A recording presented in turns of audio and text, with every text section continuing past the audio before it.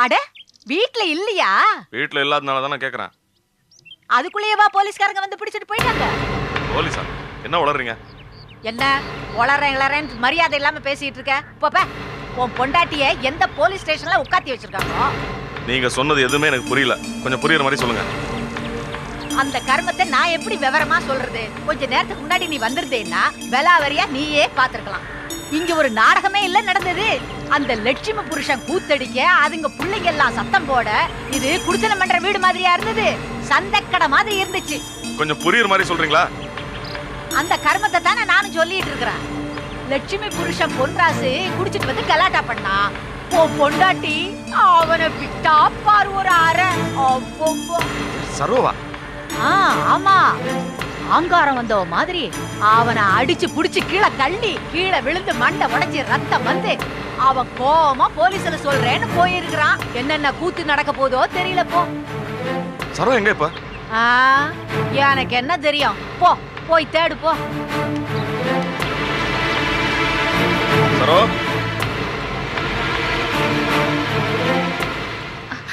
வந்துட்டீங்களா? என்ன சரோ, அந்த ஓனர் அம்மா என்னமா சொல்லிட்டு போறாங்க? என்ன சொன்னாங்க?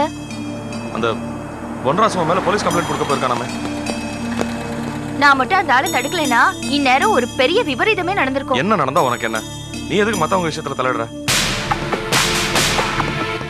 சார் இவதான் சார், இந்த தடிச்சி தான் சார். இவங்க தானே அது? ஆமா சார். ஏம்மா பார்த்தா குடும்ப பொண்ணு மாதிரி இருக்க, இப்படி பஜாரி மாதிரி நடந்திருக்க. ஒரு ஆம்பளைய கீழே தள்ளி ரத்த காயம் ஏற்படுற அளவுக்கு அடிச்சிருக்க. அவ்வளவு பெரிய ஆளா நீ? யாருமா உன் புருஷன்? நான் தான் சார். நீதானா? அடுத்த ஆம்பளை தொட்டு கீழே தள்ளி ரத்த காயம் வர அளவுக்கு அடிச்சிருக்க. நீ என்னைய பண்ணிக்கிட்டு இருக்க? இதெல்லாம் கண்டிக்கிறது இல்லையா? இல்ல சார், நான் இப்பதான் வந்தேன். எனக்கு ஒண்ணுமே தெரியாது. ஏமா நீ என்ன இந்த காம்பவுண்ட்ல பெரிய ரவுடி நினைப்பா மனசுல? ஒழுங்கா லட்சணமா பொம்பளையா வீட்டுல இருக்க மாட்டீங்களோ? அவன் என்ன பண்ணான்னு உங்களுக்கு தெரியுமா? என்னவோ செய்யட்டுமா, அதுக்காக கை நீட்டி அடிச்சிருவியா நீயே? அவன் என்ன பண்ணாலும் சும்மா இருக்கணுமா? ஏன் சார், அந்த ஆள் ஆம்பளை உதட்டுக்கு மேல மீசை இருக்கிற ஒரே காரணத்துக்காக அவன் என்ன பண்ணாலும் சும்மா இருக்கணும்? என்னம்மா ஜாஸ்தியா பேசுற? பேசாம என்ன சார் பண்ண சொல்றீங்க? பொம்பளைங்கன்னா உங்களுக்கு இளக்காரும், அதுலயும் பொண்டாட்டிங்கன்னா மூளையில கிடக்குற செருப்பை விட கேவலமா நினைக்கிறீங்க. இந்த ஆளு கொஞ்சம் கூட கூச்சம் இல்லாம குடியிருக்கிற வீட்டுக்கே கூத்தியாட கூட்டிட்டு வரான். அவன் என்னமோ பண்றான், நீ எதுக்கு அவன் அடிச்ச? சார், உங்களுக்கும் ஒரு குடும்பம் இருக்கு. சரி எது தப்பு எதுன்னு பார்த்து தண்டிக்கிற பதவியில நீங்க இருக்கீங்க. பொண்டாட்டிய தூக்கி தலை மேல வச்சு கொண்டாட வேண்டாம் சார். ஆனா அவள ஒரு மனுஷியா மதிக்கலாம்ல.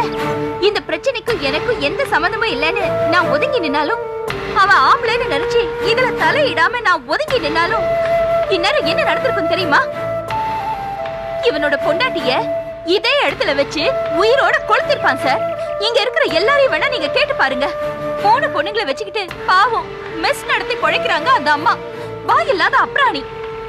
இவன் சேர்த்துக்கிட்ட பொம்பளையோட இந்த வீட்டுல வந்து இருக்கணும்னு சொல்லி தகராறு பண்றான். வாய்க்கு வந்தபடியெல்லாம் பேசுறான். அந்த அம்மா மேல மண்ணெண்ணைய ஊத்தி கொளுத்த பார்த்தா. நான் தடுக்கலைன்னா இந்நேரம் அந்த அம்மா வெந்து பொணமா இருப்பாங்க. இவங்க 3 பேரும் அனாதையா இருப்பாங்க. இந்த அயோக்கியனுக்கு அடிப்பட்டதுக்காக நீங்க விசாரிக்க வந்ததுக்கு பதிலா அவங்களோட சாவுக்கு விசாரிக்கிறதுக்காக தான் நீங்க வந்திருப்பீங்க. என்னம்மா இந்த அம்மா சொல்றதெல்லாம் உண்மைதானா?